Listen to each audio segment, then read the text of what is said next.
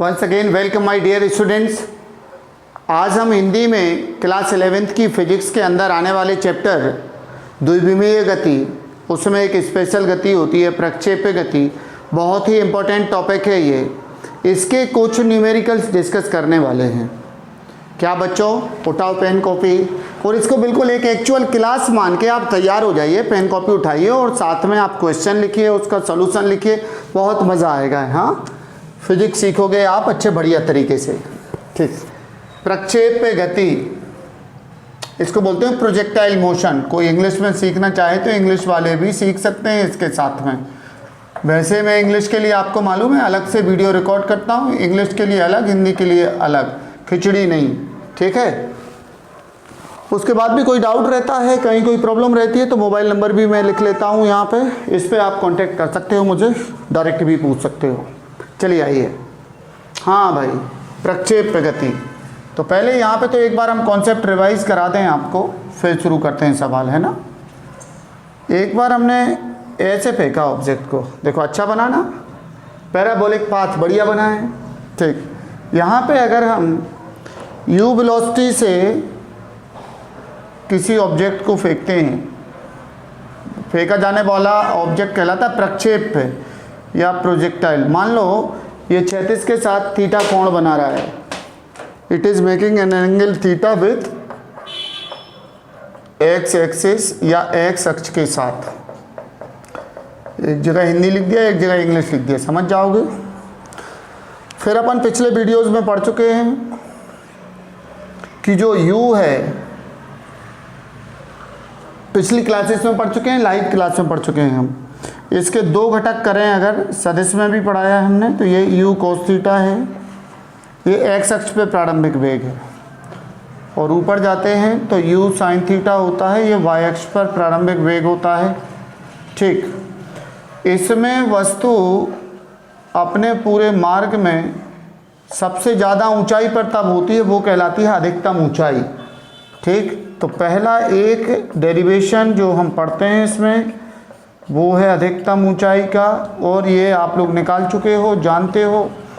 हम इस पे सवाल करने वाले हैं, you square sine square theta upon 2g, ये होता है फार्मूला। दूसरा फार्मूला होता है कि यहाँ से यहाँ तक जाने में O से A, जहाँ से फेंका ज़मीन से, उसी ज़मीन पे उसी तल पे वापस आने में ऑब्जेक्ट को जितना समय लगता है, वस्तु को जितना समय लगता है, फेंकी जाने वाली वस्तु को प्रक्षेप्य कहते हैं। ठीक है, प्रक्षेप यानी वो खुद की ताकत से नहीं चलती, इंजन से चला, जैसे हम हेलीकॉप्टर उड़ा रहे हैं ऐसा ले जा उधर रख दो, वो प्रक्षेप गति नहीं करेगा। हेलीकॉप्टर खुद के इंजन से चल रहा है। हेलीकॉप्टर टूटा हुआ हेलीकॉप्टर या बंद पड़ा हेलीकॉप्टर है, उसके लिए यहाँ से फेंक दिया जाए तो वो प्रक्षेप्य है। बंद हेलीकॉप्टर को हम फेंक दें तो प्रक्षेप्य गति करेगा वो, लेकिन चालू करके इंजन खुद चलाएगा तो फिर नहीं करेगा। क्यों? हमें मालूम है कि अकेला गुरुत्वाकर्षण बल लगना चाहिए इस गति में। अधिकतम ऊंचाई हो गई। फिर क्या है, उड्डयन काल, इसको इंग्लिश में बोलते हैं time of flight, time of flight बोलते हैं इसको। ये होता है 2u sin theta upon g। English भी लिख दें क्या इसकी, इसको बोलते हैं टाइम ऑफ फ्लाइट। और ये मैक्सिमम हाइट, ये तो जानते होगे ना, अधिकतम ऊंचाई, it is called maximum height. ठीक, तीसरा फार्मूला जो हमें मिलेगा क्षैतिज परास, मतलब जितनी देर तक हवा में रहती है वस्तु वो उड्डयन काल है, वो समय जितनी देर तक वस्तु हवा में रहती है उड्डयन काल कहलाता है। और क्षैतिज दिशा में वस्तु के द्वारा तय की गई कुल दूरी क्षैतिज परास कहलाती है। ठीक है, तो क्या बोलेंगे हम, क्षैतिज परास क्या होती है, u square sine 2 theta upon g। तो ये तीन सूत्र याद रखोगे, इसी पे आधारित हम कुछ छोटे छोटे सवाल देखने वाले हैं। क्लियर? चलिए आइए शुरू करते हैं। हाँ, तो पहला क्वेश्चन आप लोग नोट कीजिए, क्वेश्चन नोट कीजिए, किस कोण पर अधिकतम ऊंचाई अधिकतम होती है? यानी किसी वस्तु को अगर हमें ऊपर को फेंकना है तो सबसे ज़्यादा ऊपर वो कब जाएगी? क्वेश्चन फिर से सुनिए, प्रक्षेपण वेग मतलब फेंके जाने वाले वेग का मान अगर नियत हो, दिया गया हो, तो अकेले कोण को एडजस्ट करके हम सबसे ऊपर कब फेंक सकते हैं। मतलब प्रक्षेपण वेग को नियत रखते हुए अधिकतम ऊंचाई का मान अधिकतम कब होता है। ठीक है, आइए जरा हल करते हैं। क्वेश्चन हो चुका है, चूंकि हम जानते हैं कि अधिकतम ऊंचाई क्या है, u square sine square theta upon 2g। ठीक है, अब जे सबसे ज़्यादा कब होगी, थोड़ा और एंगल बढ़ा दो, देखो इधर, देखो इधर, ऐसा फेंका, फिर थोड़ा और एंगल बढ़ाया तो और ऊपर गई, और एंगल बढ़ाया तो और ऊपर गई, और एंगल बढ़ाया तो और ऊपर गई। तो ये कब तक ऐसा करेंगे, कितना एंगल तक हम बढ़ाते जाएं क्षैतिज से। ठीक, सबको दिख रहा है ना, बिना ही उसके दिख रहा है कि सीधा फेंक दो सर, है ना 90 पे। तो एस मैक्सिमम हेतु सबसे ज़्यादा ये तब होगा जब साइन स्क्वायर थीटा कैसा होगा, मैक्सिमम होगा या कैसा होगा, अधिकतम होगा। और साइन थीटा का मान सबसे ज़्यादा 1 होता है। ठीक, तो साइन स्क्वायर थीटा का भी अधिकतम मान कितना होगा, 1 होगा। ठीक, और 1 कब होगा, जब साइन की वैल्यू कितनी होगी, तो ये साइन थीटा होगा 1, साइन स्क्वायर थीटा 1 तो साइन थीटा 1, और साइन थीटा की वैल्यू अधिकतम कब होती है, 90 डिग्री पे होती है, इसलिए थीटा बराबर 90। उत्तर हमारा क्या आ गया, अधिकतम ऊंचाई का मान अधिकतम तब होता है जबकि वस्तु को क्षैतिज के साथ 90 डिग्री के कोण पर फेंका जाए, लंबवत फेंका जाए, सीधा ऊपर को फेंका जाए तो वस्तु सबसे ऊपर जाएगी। ठीक, कितने ऊपर जाएगी, कितने ऊपर जाएगी, इसका भी जवाब जान लीजिए आप।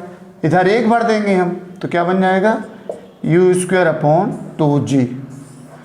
बच्चों समझ में आ गया, अधिकतम ऊंचाई अधिकतम कब होती है, 90 डिग्री पे होती है। कितनी होती है, u स्क्वायर अपॉन 2g होती है। क्लियर हो गया ना। चलिए दूसरा क्वेश्चन है,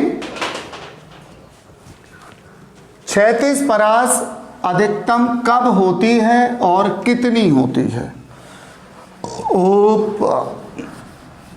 क्षैतिज परास हॉरिजॉन्टल रेंज का मान मैक्सिमम कब होता है और कितना होता है।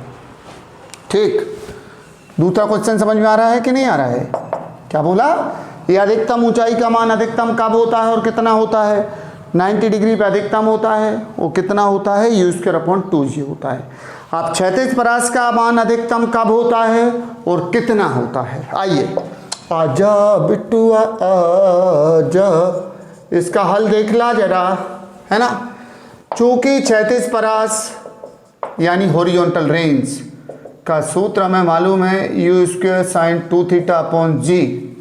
अब r अधिकतम होगा, ये अधिकतम तब होगा प्यारे बेटा, कब अधिकतम होगा मेरे राजा, जब साइन 2 थीटा अधिकतम हो। कितना हो, ये अधिकतम हो। और साइन थीटा का तो कोई भी मान हो, वो 1 ही होता है सबसे ज़्यादा, इससे ज़्यादा कभी ये होता नहीं है। अच्छा, तो फिर इसका क्या मतलब हुआ, साइन 2 थीटा बराबर साइन 90 डिग्री, तो ये क्या आ गया, 2 थीटा बराबर 90 डिग्री, इसलिए थीटा बराबर 90 डिवाइडेड बाई 2 45 डिग्री। हाँ, अब आया मजा।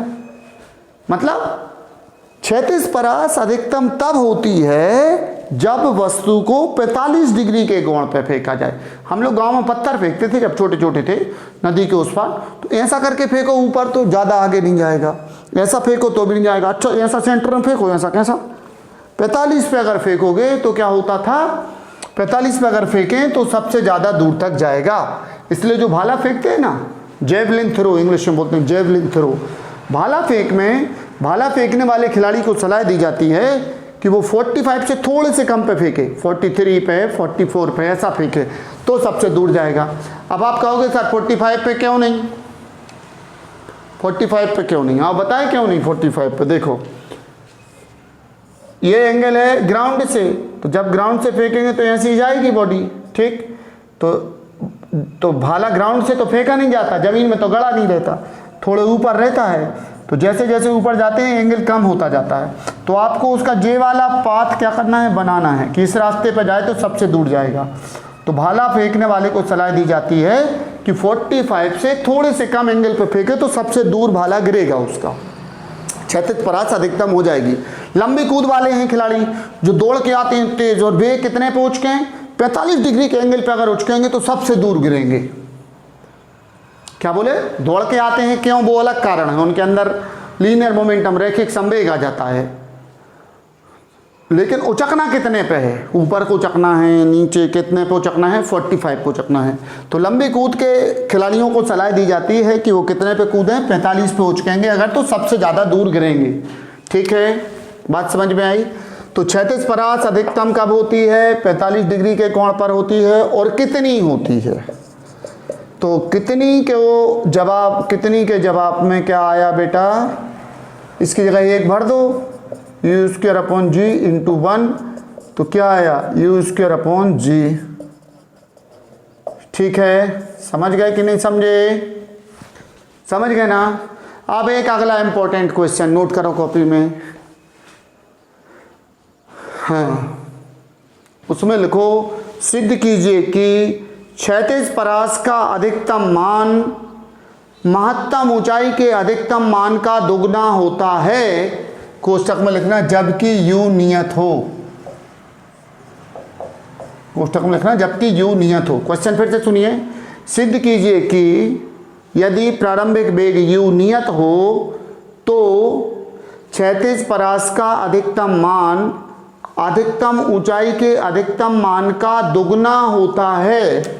अर्थात हमें सिद्ध करना है आर मैक्सिमम बराबर 2 इंटू एच मैक्सिमम, या एच मैक्सिमम बराबर आर मैक्सिमम बटे 2, यानी अधिकतम परास की आधी होती है अधिकतम ऊंचाई, या अधिकतम ऊंचाई की दुगनी होती है अधिकतम परास, अगर यू नियत है तो। आप सुनो जरा ये क्वेश्चन कैसे होगा, पहले हम इसको सॉल्व कर देंगे, पूरे को कर दिया ना, इसको सॉल्व, इस क्वेश्चन में इसको सॉल्व कर दिया, फिर इसको भी सॉल्व कर दिया, पूरा कर दिया, पूरा सॉल्व। अब क्या करेंगे, क्या करेंगे राजा बेटा, क्या करेंगे। अब इतना होने के बाद हम करेंगे समीकरण 1 में 2 का भाग, 1 में 2 का भाग करेंगे तो बाएं पक्ष में बाएं पक्ष का भाग आएगा, तो R maximum upon H maximum आएगा, और दाहिने पक्ष में क्या आएगा, U square upon 2g, U square upon G, और इस पूरे के बटे में क्या आएगा, यू स्क्वायर अपॉन 2g। तो बटे के बटे को हम गुणा में बदल रहे हैं, तो ये हो जाएगी संख्या उल्टी, तो g कैंसिल हो गया, यू स्क्वायर कैंसिल हो गया, क्या आ गया भाई, R maximum upon H maximum बराबर 2/1, त्रिक गुणा कर दो तो क्या हो गया, आर मैक्सिमम बराबर 2 इंटू एच मैक्सिमम, या इसी को क्या लिख दो, एच मैक्सिमम बराबर नीचे लिख दें, या इधर लिख दे रहे हैं हम, छोटे में बना दे रहे हैं ना, एच मैक्सिमम बराबर आर मैक्सिमम बटे 2। समझ में आई बात कि नहीं आई। तो ये पूरा करना, ये भी पूरा करना, और इधर फिर 1 में 2 का भाग करके सिद्ध हो गया। तो ये क्वेश्चन बहुत कॉमन है, पूछा जाता है, ऑब्जेक्टिव क्वेश्चन में पूछते हैं कि एक लड़का 100 मीटर आगे तक गेंद को फेंक सकता है अधिकतम, वही लड़का कितने ऊपर तक फेंक सकता है। तो 100 वो कब फेंक पाएगा, अधिकतम बोला है, माने जब 45 पे फेंकेगा तो 100 जाएगा, फिर वो ही पूरी दम से 90 पे ऊपर फेंकेगा तो 50 जाएगा, क्योंकि हमें मालूम है कि लड़के की दम तो फिक्स है, चाहे ऐसा फेंके चाहे ऐसा फेंके, यानी प्रारंभिक वेग यू नियत है दोनों में। कोई एक ही लड़का जब फेंकेगा तो उसका प्रारंभिक वेग यू नियत रहेगा, क्षैतिज परास के समय भी और अधिकतम ऊंचाई के समय भी। तो कोई लड़का अगर 100 मीटर ऊंची गेंद को फेंक सकता है, गेंद को 100 मीटर ऊपर तक फेंक सकता है, तो वो 200 मीटर लंबे तक फेंक सकता है। अगर 50 मीटर ऊपर फेंक सकता है तो 100 मीटर लंबा फेंक सकता है। लंबा फेंकने के लिए उसको 45 डिग्री पर फेंकना पड़ेगा, और ऊंचा फेंकने के लिए उसको 90 पे फेंकना पड़ेगा। समझ में आया कि नहीं आया, आया ना, ठीक। अच्छा, ईमानदारी से लिखते चलना कॉपी में, है ना, ये पूरा हम है ना रुक जा रहे, और हम क्या रुक जा रहे, आप वीडियो रोक लेना, थोड़े ऐसे बगल में हो गए, स्क्रीनशॉट ले लो, वीडियो को रोक लो, नोट कर लो पूरा, ठीक। अगला क्वेश्चन क्या, छोटे छोटे एक दो संख्या वाले क्वेश्चन करा देते हैं, है ना, मान भरने वाले क्वेश्चन हो जाएं एक दो। आ जाओ भाई, प्रक्षेप गति के सवाल हो जाएं। हाँ, एक बहुत छोटा सा सवाल, उसमें हम सब चीज़ें पूछे ले रहे हैं। किसी वस्तु का प्रारंभिक वेग है 9.8 मीटर प्रति सेकंड, इतने से हमने फेंका है, और थीटा है 45 डिग्री, ऐसा फेंका है, ठीक। तो आपसे पूछा हमने कि क्षैतिज परास बताइए, अधिकतम ऊंचाई बताइए और उड्डयन काल बताइए। तीनों चीज़ें पूछ ली हैं, ठीक है, एक ही क्वेश्चन के अंदर तीनों चीज़ें। आ जाओ जरा, चूंकि उड्डयन काल क्या होता है 2u sin थीटा अपॉन जी, मान भरो 2u कितना 9.8, ये वेग है तो मीटर पर सेकंड है यहाँ पे मात्रक, नीचे क्या रहेगा 9.8 लेकिन मीटर पर सेकंड स्क्वायर रहेगा। g की वैल्यू 9.8 मीटर पर सेकंड स्क्वायर नहीं दी तो हम रख देंगे, और या फिर दी रहेगी मन से रख लो, 10 भी रख दो तो फर्क नहीं पड़ता, थोड़ा बहुत आंसर पे फर्क आता है, लगभग उतना फिजिक्स में चलता है ना। साइन 45 कितना भाई, साइन 45, ये कैंसिल हो गया 2, साइन 45 का मान 1/वर्गमूल 2 होता है, वर्गमूल 2 को फुट कर दो आप, कट गया, क्या आया वर्गमूल 2 आया, तो वर्गमूल 2 सेकंड आ गया आंसर। और इसको 1.414 है ना, तो अप्रॉक्सीमेटली क्या लिख देते हैं अपन 1.4 सेकंड भी लिख देते हैं, किसको, वर्गमूल 2 का मान √2 का, ठीक है। तो ये आंसर आ गया या फिर ये आ गया, ये तो आया उड्डयन काल यानी समय होता है तो मात्रक इसलिए हमने सेकंड लिया। दूसरा अधिकतम ऊंचाई का सूत्र लगाइए, u square sine square theta upon 2g, u square मतलब 9.8 इंटू 9.8, ठीक, साइन स्क्वायर थीटा यानी साइन स्क्वायर 45, क्या बोले बेटा, sine square 45 degree divided by 2 into 9.8, 9.8 cancel हो गया, ये बचा 9.8 अपॉन 2, और साइन 45 की वैल्यू √2 है और इसका स्क्वायर करना है हमें, ठीक। तो ये बन गया 9.8 अपॉन 2 इंटू 1 अपॉन 2, बच्चों ये आ गया 9.8 अपॉन 4, ठीक। अब 24 चौके 96, 24.5 चौके 98, 24.5 चौके 98 माने 2.45, 4 दूनी 8, 1 बचा 18, 4 चौके 16, 2 बचे 20, 4 पंचे 20, दशमलव कहाँ आएगा, पहले अंक के बाद आएगा, ये इतने आएगी मीटर। ऐसा ही में भरे थे हमने सारे मात्रक, तो ये वाली वस्तु जिसको इतने जोर से फेंका गया है इतने के कोण पे, इतने ऊपर तक जाएगी, सबसे ज़्यादा इतने ऊपर तक जाएगी, ठीक। अब क्षैतिज परास कितनी होगी, उसकी रेंज और रह गई एक, है ना, रेंज और रह गई ना, इसको भी यहाँ पे निकाल दें। तो क्षैतिज परास R का हमें सूत्र मालूम है बेटा, क्या होता है u square sine 2 theta upon G, u square यानी 9.8 into 9.8 sine 2 theta, sine 2 into 45 degree upon G यानी 9.8, ये कट गया तो क्या बचा 9.8, साइन हो गया ये कितना 90, साइन 90 का मान सबको मालूम 1 होता, नकल से पास हुए क्या 10th मालूम है ना, हाँ। तो 9.8 क्या आ गया, ये आया मीटर, ठीक। तो तीनों चीज़ें निकल गई कि नहीं निकली, बोलो। अब अगर इसको आप थोड़ी कल्पना करो कि चित्र कैसा बनेगा इसका, देखो ऐसा चित्र बनेगा कि ये 2.45 तक तो ऊपर जाएगा और 9.8 तक लंबा जाएगा, कुछ इस टाइप का बनेगा। देखो ये जितना ऊंचा रहेगा ना उसका 4 गुना लंबा रहेगा, तो अभी ये 4 गुना नहीं है भाई, और थोड़ा नीचे करके बनेगा। कैसा बनेगा देखो जरा, इस टाइप का बनेगा, है ना। ये ऊंचाई होगी 2.45 मीटर होगी और ये दूरी होगी 9.8 मीटर, और इसको फेंका कितने से जा रहा है, 9.8 मीटर प्रति सेकंड पे। कितने कोण पे फेंका जा रहा है, इतने पे। कितनी देर बाद गिरेगा यहाँ पे, 1.4 सेकंड बाद। तो ऐसी कल्पना करो कि ये पत्थर ऐसा फेंका जाएगा तो इतने ऊपर तक जाएगा, बीच में इतने दूर तक गिरेगा और 1.4 सेकंड के बाद गिर जाएगा। ठीक है बच्चों, चलो फिर एक बहुत ही इंपॉर्टेंट क्वेश्चन हम और बताते हैं आपके लिए।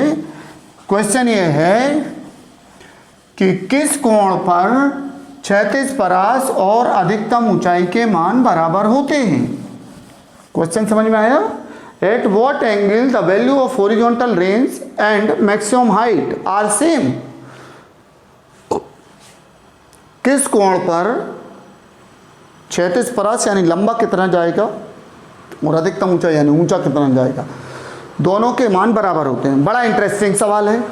हल देखिए इसका, बहुत इंपॉर्टेंट है, सब जगह पूछा जाता है, हर टाइप के एग्जाम में पूछते हैं इसको। प्रश्न क्या है कि क्षैतिज परास और अधिकतम ऊंचाई बराबर है। क्षैतिज परास और अधिकतम ऊंचाई बराबर है, यानी R और H बराबर है। अगर चित्र में समझना चाहोगे तो कैसे बनेगा ये, इस टाइप का कि जितना ये ऊपर जाएगा उतने ये लंबा जाएगा, इस टाइप का है। तो इसका आंसर बता दें बच्चों हम कितना आता है। इसका आंसर आता है 76 degree, 76 degree.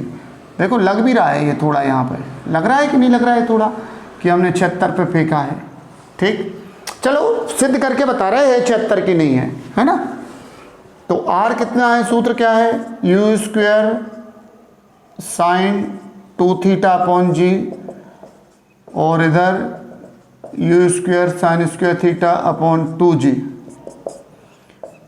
u square cancel, ये g कैंसिल, ये क्या आया साइन 2 थीटा, इधर आ गया साइन स्क्वायर थीटा।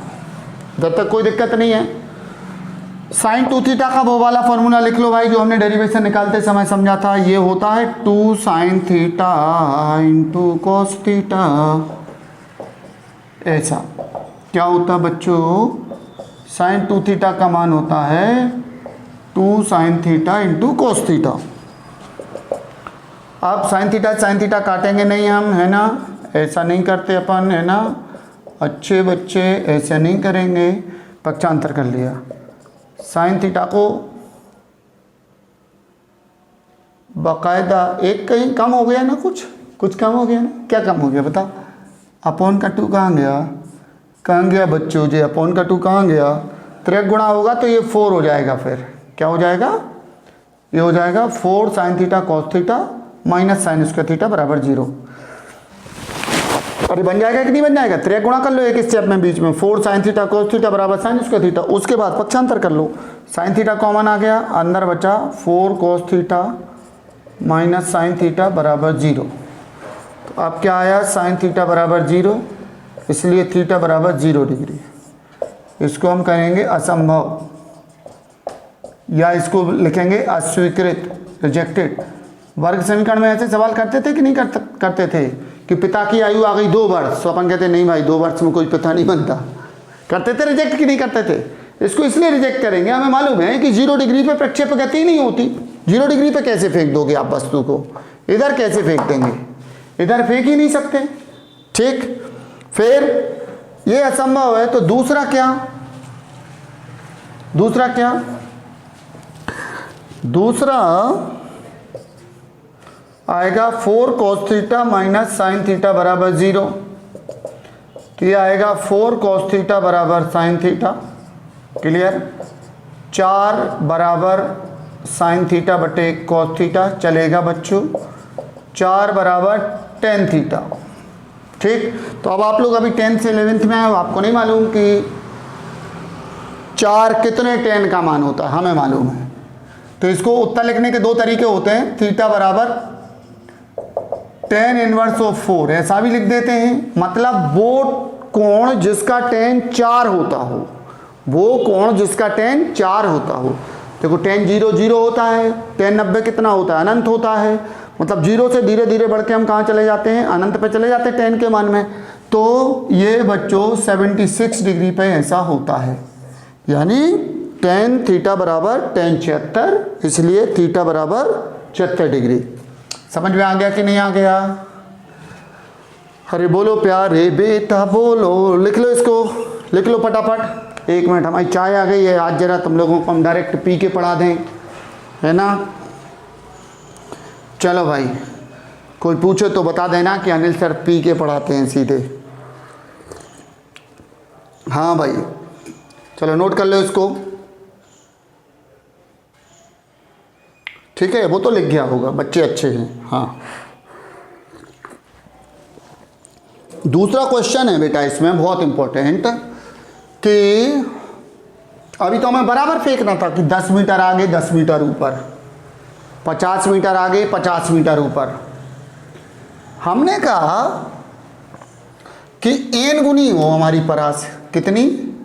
क्वेश्चन है किस कोण पर क्षैतिज परास अधिकतम ऊंचाई की n गुनी होती है? क्या बोले? किस कोण पर, कौन है? 1 मिनट भाई, डिस्टर्बेंस हो गया। हाँ, किस कोण पर क्षैतिज परास अधिकतम ऊंचाई की n गुनी होती है, वो कोण निकालना है हमें। ठीक, कुछ नहीं, यहीं से शुरू हो जाओ। किस कोण पर क्षैतिज परास अधिकतम ऊंचाई की n गुनी होती है? ठीक, n कोई संख्या है, आ जाओ जरा, इंटू n, पक्षांतर करो तो ये n रहेगा, इसके साथ में n रहेगा, इसके साथ में n रहेगा, इधर पे n रहेगा, इधर पे n रहेगा, इधर पे n रहेगा। इधर तक समझ में आ रहा है ना? अगले क्वेश्चन में आ गए बेटा हम, अभी 76 वाला नहीं बचा। वो कौन सा कोण है जिस पे हम मनचाहा फेंक पाएं? मनचाहा मतलब हम कहें दुगना लंबा जाए ऊंचा आधा जाए, हम कहें नहीं ऊंचा दुगना जाए लंबा आधा जाए, जैसा बोलो वैसा। ठीक, आइए जरा कैसे अब इस पे, तो इसमें क्या आएगा, tan थीटा बराबर आएगा 4/n, इसलिए थीटा क्या कहलाएगा, tan इनवर्स ऑफ 4/n।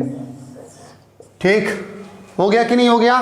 तो अगर क्वेश्चन आता है पेपर में कि किस कोण पर दोनों बराबर होते हैं, तो बिना n के कर देना, उत्तर 76 डिग्री आ जाएगा। अगर क्वेश्चन आया कि किस कोण पर n गुनी होती है क्षैतिज परास उसकी अधिकतम ऊंचाई की, तो ऐसे कर देना।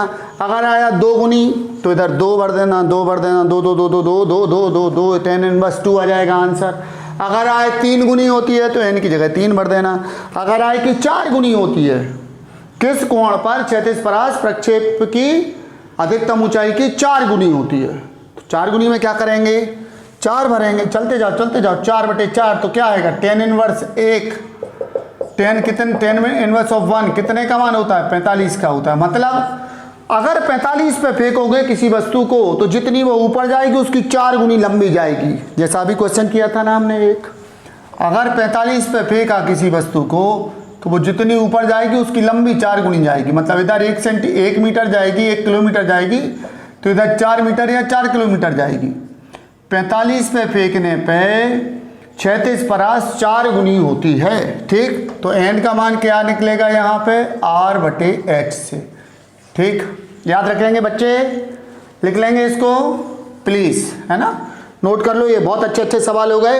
एक और बहुत शानदार सवाल गैलीलियो ने दिया था। ये कौन ने दिया था, गैलीलियो, वैज्ञानिक गैलीलियो।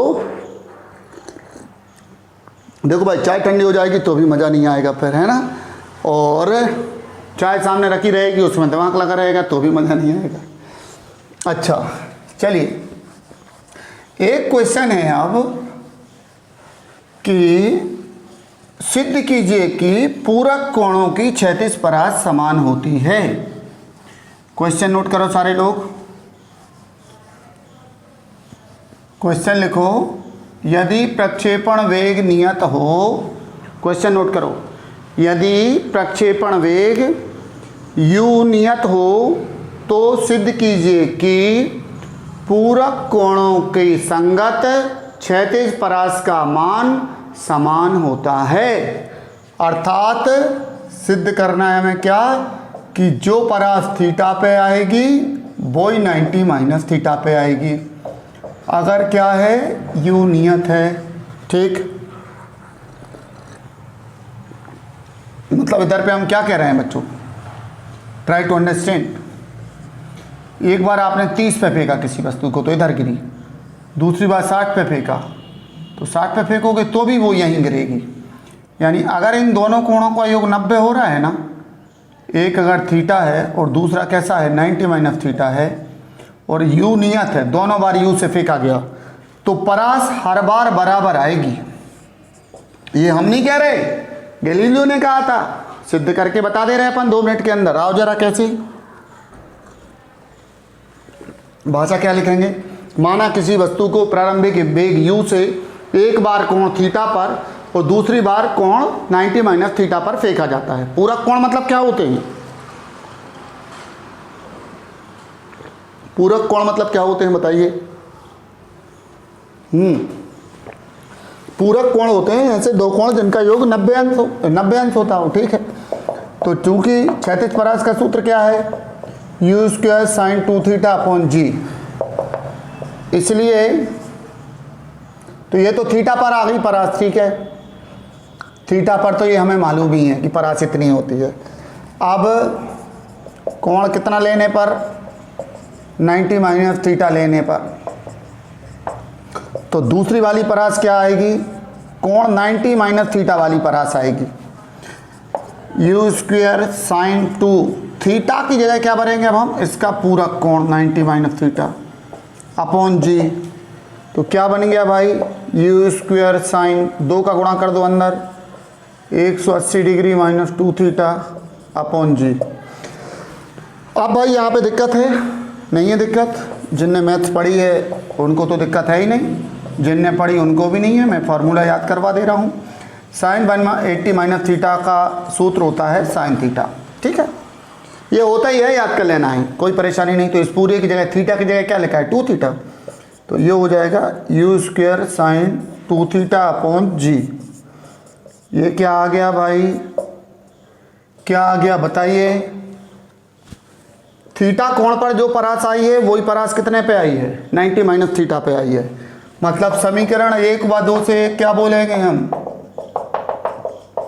1 व 2 से हमें पता चल गया कि जो परास थीटा की होती है वही परास 90 माइनस थीटा की होती है। या यूँ कहें कि थीटा पर और 90 माइनस थीटा पर जो परास प्राप्त होती है उसका अनुपात 1:1 होता है।